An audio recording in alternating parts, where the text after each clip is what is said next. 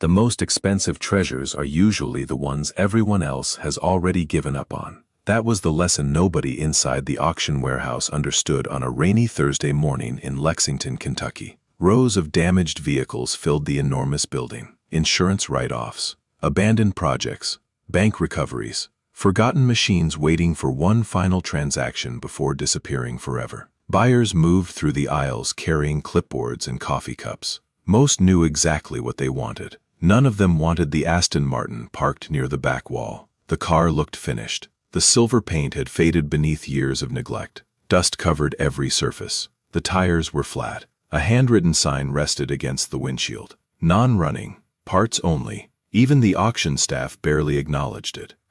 At the front of the room stood Evelyn Brooks, director of the auction company, and one of the most respected figures in the regional collector car market. She had spent years evaluating vehicles worth millions of dollars. If Evelyn considered a car worthless, most people trusted her judgment. As bidders gathered around the Aston Martin before the sale began, someone asked whether the car was worth saving. Evelyn glanced toward it and smiled. "You would spend more towing it home than it will ever be worth." The group laughed. A few people took photographs. Then they moved on. The Aston Martin sat alone again. Several rows away, Mason Carter listened quietly while reviewing the auction catalog. A single father and restoration mechanic, Mason had spent most of his life around vehicles other people ignored. He was not wealthy. He did not own a collection. He did not arrive with investors or assistants. He arrived with a thermos of coffee and a worn notebook. The Aston Martin had caught his attention hours earlier, not because it looked valuable, because something about it did not make sense. He could not explain it yet. He only knew that the details did not match the story everyone seemed certain about. The auction moved quickly. One vehicle after another crossed the block. Prices rose. Bidding wars erupted. Applause followed expensive sales. Then the Aston Martin appeared. The room immediately lost interest. Bidding opened at $200. Silence followed. The auctioneer looked around the room. Nobody moved. Several people laughed.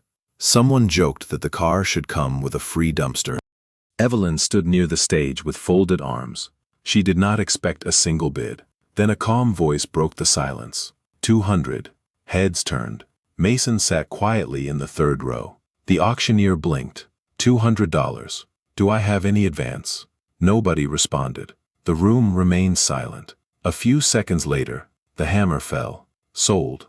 The crowd reacted exactly as Mason expected. Smiles, shaking heads, quiet laughter. Evelyn glanced toward him and offered a polite smile usually reserved for people making mistakes. Mason simply nodded.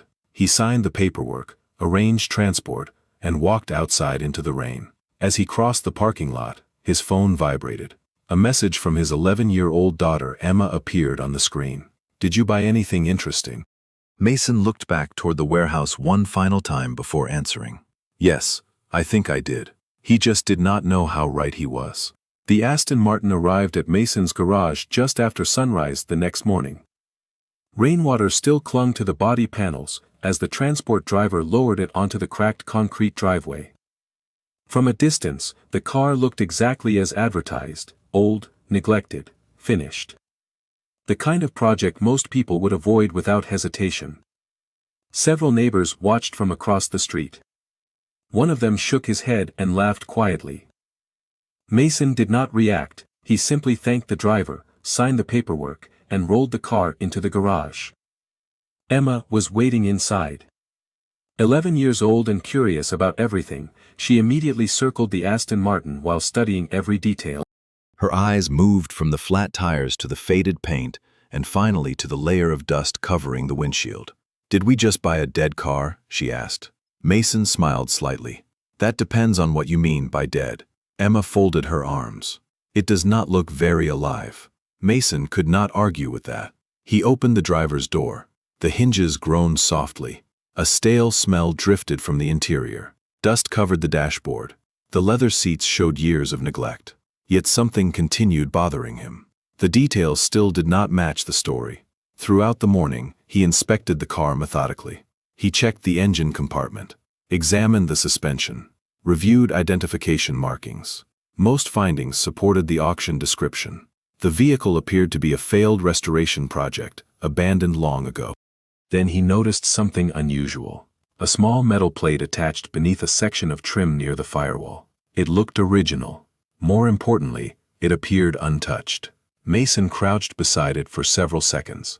The plate contained manufacturing information, but one sequence of numbers immediately caught his attention. He had seen similar markings before, just not on a car like this. Emma noticed the change in his expression. "What is it?" Mason ran his thumb across the plate. "I am not sure yet," which meant he was interested. Emma knew that answer well. The rest of the afternoon disappeared inside a growing pile of research materials. Old production records, historical registries, technical references. Every new document created more questions than answers. By evening, Mason had confirmed one thing. The numbers on the plate did not match what should have been installed in a standard production vehicle. The difference was small enough that most people would never notice. Yet once he saw it, he could not ignore it. Across the state, Evelyn Brooks reviewed auction results from the previous day. The Aston Martin appeared near the bottom of the report. $200. She barely looked at it before moving on to more important sales. To her, the matter was finished. Back in the garage, Mason sat alone after Emma had gone to bed. The Aston Martin rested beneath the workshop lights. Silent, forgotten, mysterious. He looked once more at the unusual numbers recorded in his notebook. Then he looked at the car. For the first time since the auction, he felt certain of one thing. The vehicle was not telling the same story everyone believed. And somewhere beneath the dust, the real story was still waiting to be found. Day 3 began before sunrise. Mason was already in the garage when Emma came downstairs. The workshop lights cast long reflections across the dusty body panels while stacks of reference books covered the workbench. He had spent most of the night comparing production records against the numbers he discovered beneath the trim. The more he researched, the stranger the situation became. Nothing matched perfectly. Yet nothing matched by accident either. Emma stepped inside carrying a bowl of cereal and looked at the Aston Martin. "Did you solve the mystery?" she asked. Mason smiled faintly. "I think I found a bigger one." That answer immediately earned her full attention. Throughout the morning, Mason continued examining the vehicle. He removed interior panels, inspected hidden mounting points, studied manufacturing stamps most people would never notice. Then he found another inconsistency. A component hidden behind the dashboard carried markings associated with a completely different production timeline. Mason stared at it for several seconds. The part appeared original. It showed the same age as everything around it, yet, according to the records, it should not have existed inside this car. Emma watched him carefully. "Is that good?" Mason considered the question. "It is interesting." Which, in Mason's world, usually meant important. By noon he contacted an old friend named Robert Games, a retired restoration specialist who had spent 40 years working with rare European automobiles. Robert arrived later that afternoon, expecting to spend 15 minutes looking at a failed project car. Instead, he remained for nearly 3 hours. The longer he examined the Aston Martin, the quieter he became. Finally he stood beside the workbench and removed his glasses. "Where did you get this?" Mason told him about the auction. Robert shook his head slowly. "That does not make any sense." Mason nodded. "I noticed."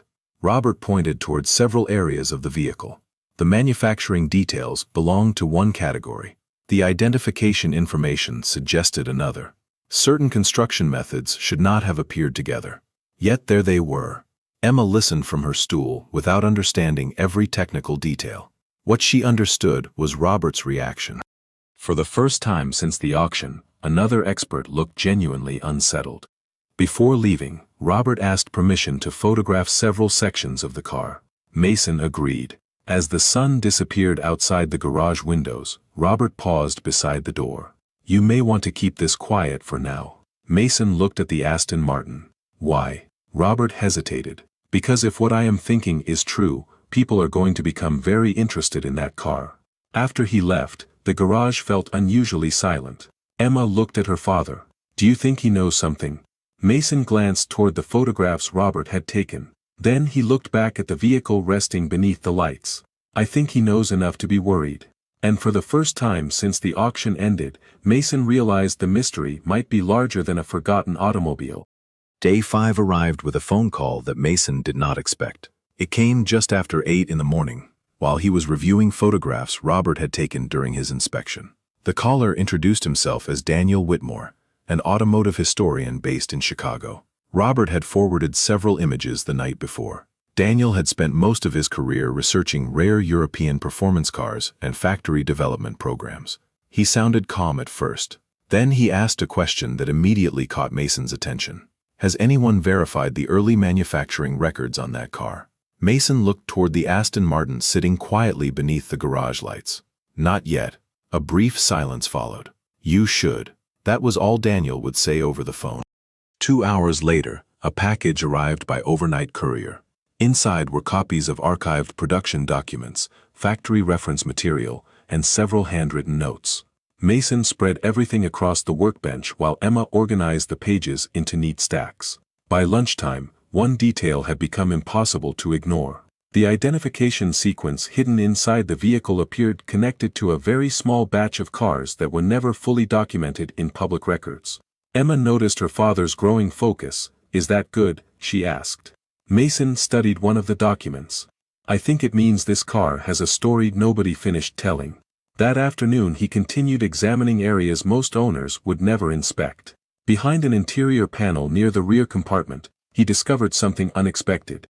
A faded inspection marking, almost invisible, nearly erased by time, yet it matched one of the symbols shown in the factory documents. Mason stared at it for several seconds. The odds of that happening by coincidence seemed very small. Meanwhile, news of the unusual Aston Martin began spreading quietly through collector circles. Robert had not shared conclusions. He had only shared questions. Surprisingly, the questions attracted more attention than answers ever could. Messages started arriving from restoration specialists, historians, and private collectors. Most wanted photographs. Some wanted updates. A few offered to visit personally. Across the state, Evelyn Brooks first heard about the growing interest during a meeting with a luxury auction client.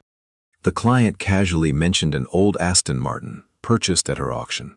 Not because of the sale price, because several respected experts suddenly wanted to see it. Evelyn frowned. She remembered the vehicle immediately.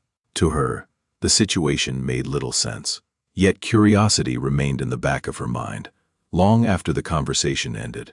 As evening approached, Mason finally uncovered the most important clue so far. Tucked behind a section of original trim sat a folded document, protected inside a deteriorated sleeve. The paper was fragile, aged, official. Most of the text remained readable. One name appeared near the top. Mason recognized it instantly, not because it belonged to the owner, because it belonged to a figure well known in automotive history. Emma watched as her father slowly lowered the document onto the workbench. What did you find? She asked. Mason looked from the paper to the car and back again. For the first time since the auction, he did not answer immediately. Because whatever this Aston Martin really was, the mystery had just become much bigger. Day 7 began with 3 vehicles parked outside Mason's garage before breakfast. None belonged to customers. All belonged to collectors. Word had spread far beyond Kentucky. Nobody knew exactly what the Aston Martin was, but enough respected people had started asking questions that serious buyers were becoming interested. Mason ignored the attention. The car remained exactly where it had been all week, beneath the workshop lights, half covered in dust, quietly refusing to explain itself.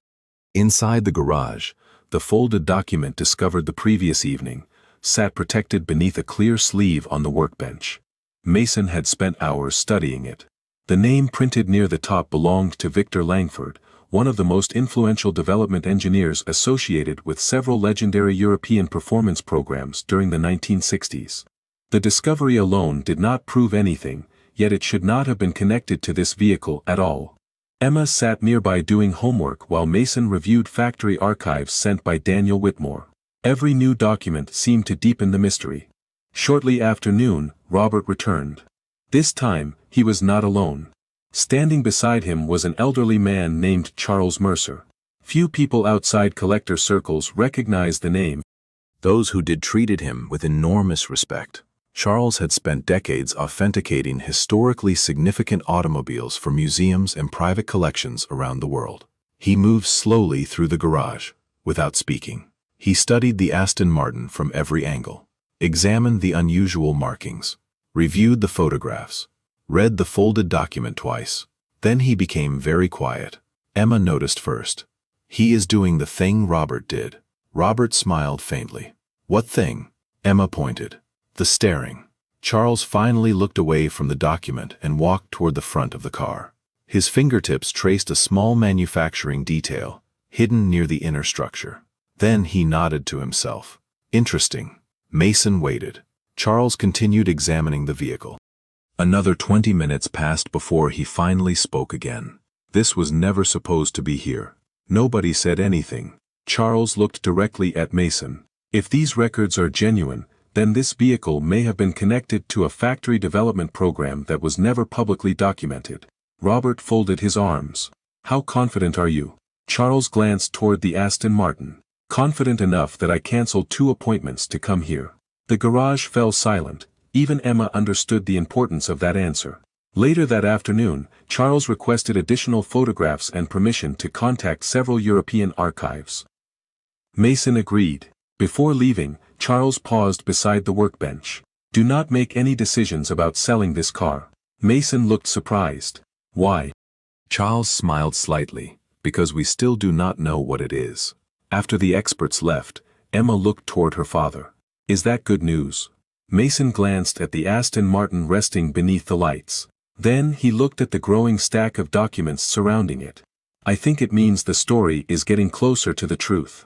And for the first time since the auction, that truth felt very close indeed. Day 10 arrived with more visitors than Mason's garage had seen in its entire history. Collectors from 3 states away stopped by, historians sent emails, restoration experts requested photographs. What had started as a forgotten vehicle purchased for almost nothing was becoming one of the most discussed mysteries in the collector community. Mason ignored the attention. Every morning began the same way. Coffee, research, inspection, patience. The Aston Martin remained in the center of the garage beneath the lights, revealing its secrets one piece at a time. Shortly after breakfast, a package arrived from Europe. Charles Mercer had arranged access to archival material that had not been reviewed publicly in decades. Inside were copies of engineering correspondence, production summaries, and internal development notes. Mason spread the documents across the workbench, while Emma organized them into careful stacks. Within minutes, one phrase appeared repeatedly throughout several pages. "Experimental evaluation vehicle." Mason read the words again. Then a third time. Emma noticed immediately. "Is that important?" she asked. Mason nodded slowly. "Very." The records described a small group of vehicles assembled during a development program that never reached full production. Most of the documentation remained incomplete. Several vehicles were believed lost. Others disappeared from official records entirely. None of that proved the Aston Martin belonged to the group. Yet the similarities were becoming difficult to ignore. Later that afternoon, Charles called. His voice sounded different, less curious, more certain. He explained that several manufacturing details visible in the photographs matched characteristics associated with the development program. Even more surprising, one of the archived references mentioned modifications identical to those discovered inside Mason's vehicle. For several seconds, neither man spoke. Finally, Charles broke the silence. "I think we are looking at something extraordinarily rare." Mason glanced toward the Aston Martin. "How rare?" Another pause followed. "Rare enough that I have contacted 2 museums." News continued spreading. By evening, discussions appeared across collector forums and automotive publications. Nobody claimed to know the answer. But people were asking questions, serious questions. Across the state, Evelyn Brooks noticed the growing attention becoming impossible to ignore. Several clients contacted her directly about the vehicle she had dismissed during the auction. One even asked if the auction company planned to issue a statement. Evelyn reviewed photographs late into the evening. The same car she once considered worthless now appeared in conversations alongside some of the most significant discoveries in recent collector history. Back in the garage, Emma sat beside her father as the sun disappeared beyond the trees. The workshop felt quiet despite everything happening outside. She looked at the Aston Martin and then at the growing pile of documents surrounding it. Do you think everybody was wrong? Mason considered the question carefully. Then he smiled. I think everybody was looking at the car. Emma tilted her head. What were you looking at? Mason rested a hand on the workbench. His eyes remained fixed on the vehicle. The story hidden inside it. And somewhere within that story, the final answer was getting closer every day. Day 13 began with a message that arrived before sunrise. Charles Mercer had spent most of the previous night speaking with historians, archivists, and former engineers connected to the development program. His email contained only one sentence. We found the missing record. Mason read it twice before opening the attachment. Emma was still asleep upstairs when he printed the document and spread it across the workbench. For several moments he simply stared. The paper was a factory summary prepared decades earlier. Most of the information matched details already uncovered during the investigation. One section did not. Near the bottom of the page sat a reference number, identical to the unusual sequence hidden inside the Aston Martin. Mason felt the room become very quiet.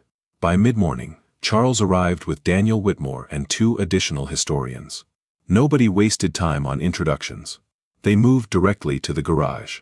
The Aston Martin sat beneath the lights exactly where it had remained since day 1. Dust had been cleaned away from several areas. Interior panels rested on nearby shelves. Documents covered nearly every available surface. Yet the vehicle itself remained remarkably unchanged. The experts spent hours comparing measurements, markings, and production records. Emma watched from her usual stool while the conversation grew increasingly focused. Occasionally, someone would point toward a specific component. Another would check a document. Then silence would follow. The kind of silence that appeared whenever evidence confirmed something important. Shortly after lunch, Charles gathered everyone around the workbench. He placed 3 documents side by side. The original factory summary, the development records from Europe, the identification information discovered inside the vehicle. Every number matched. Every reference aligned. Daniel removed his glasses and looked toward Mason. I think we are finished searching. Mason leaned against the workbench. Meaning? Nobody answered immediately. Even Charles seemed to choose his words carefully. Finally, he looked toward the Aston Martin. This is not a production car. The garage fell silent. Emma looked from one adult to another. Charles continued. The vehicle had been part of an experimental factory development project connected to performance testing and engineering evaluation. Only a handful were ever assembled. Most disappeared from official records before reaching the public. Historians spent decades debating whether any survived. According to the documents spread across the workbench, one had. The room remained completely still. Mason looked toward the Aston Martin. The same neglected vehicle purchased for almost nothing now seemed entirely different. Not because it had changed, because its story had finally been uncovered. Across the country, collector circles erupted as confirmation quietly spread. Museums requested information. Private buyers made inquiries. Industry publications prepared articles. Even Evelyn Brooks received multiple calls before the afternoon ended. The car she had dismissed was now being discussed as one of the most important discoveries in recent collector history. As evening settled over the garage, Emma looked up at her father. So everybody knows what it is now. Mason studied the vehicle for a long moment. Then he nodded. Yes. Emma smiled. That means the mystery is over.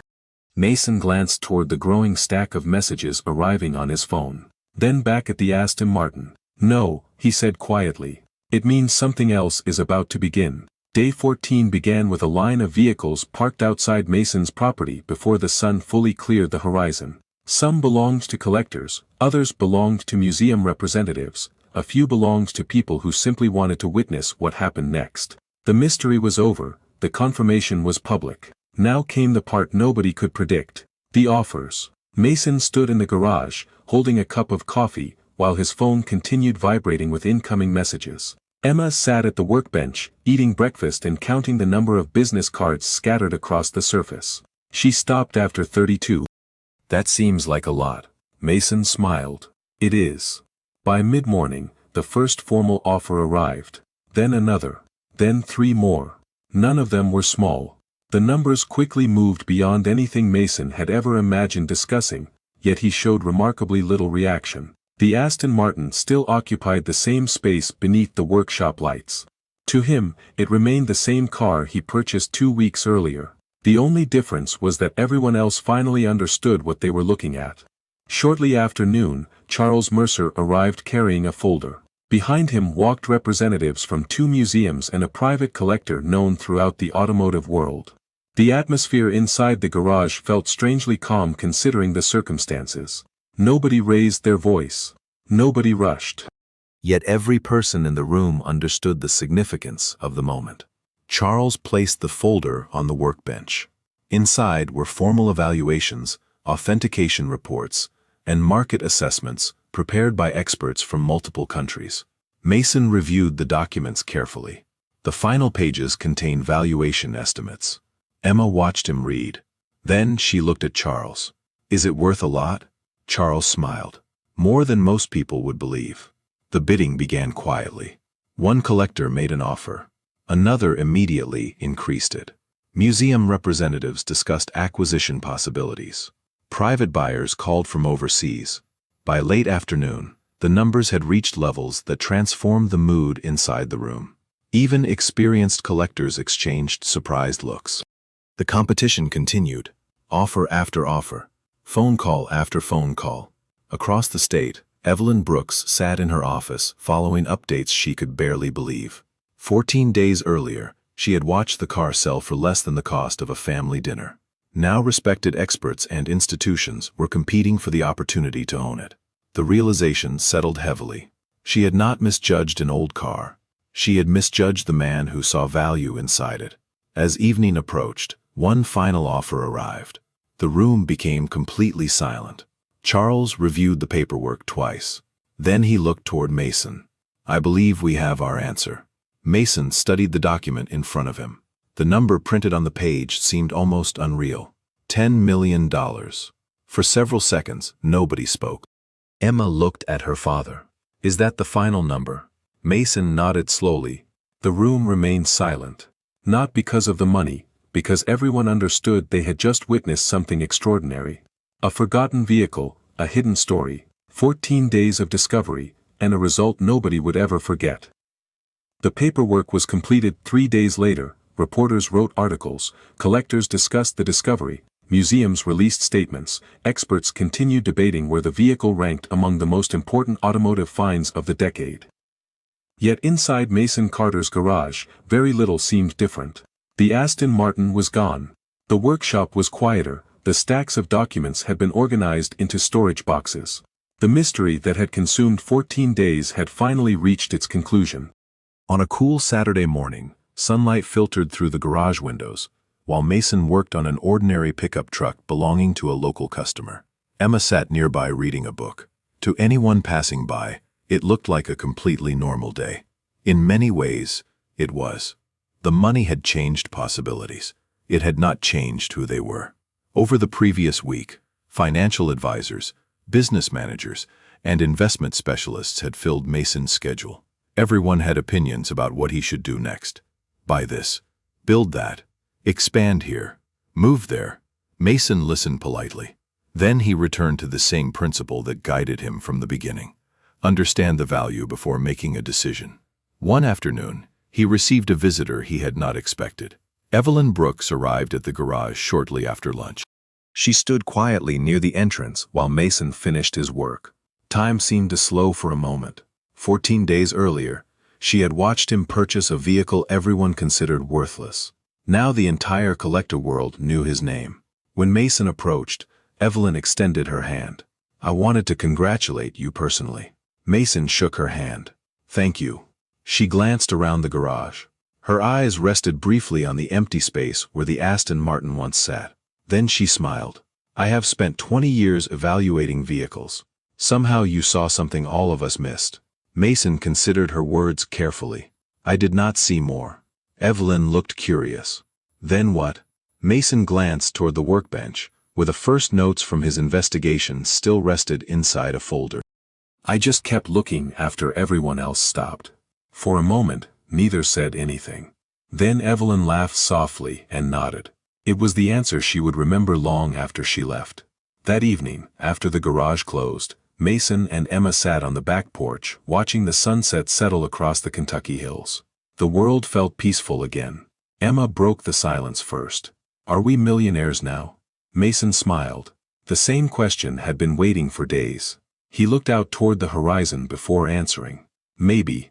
Emma grinned. "That is not really an answer." Mason laughed quietly, then he turned toward her. "The money is nice, sweetheart. But that was never the best part." Emma thought about it. Then what was? Mason looked toward the garage where an old notebook still contained the first clue that started everything. Finding the truth. Emma nodded as if she understood completely. Maybe she did. Together they sat in comfortable silence while the evening light faded. The story that began with a forgotten car had ended with something far more valuable. Not wealth. Not recognition. Proof that sometimes the greatest opportunities are hidden inside things the world has already decided to ignore.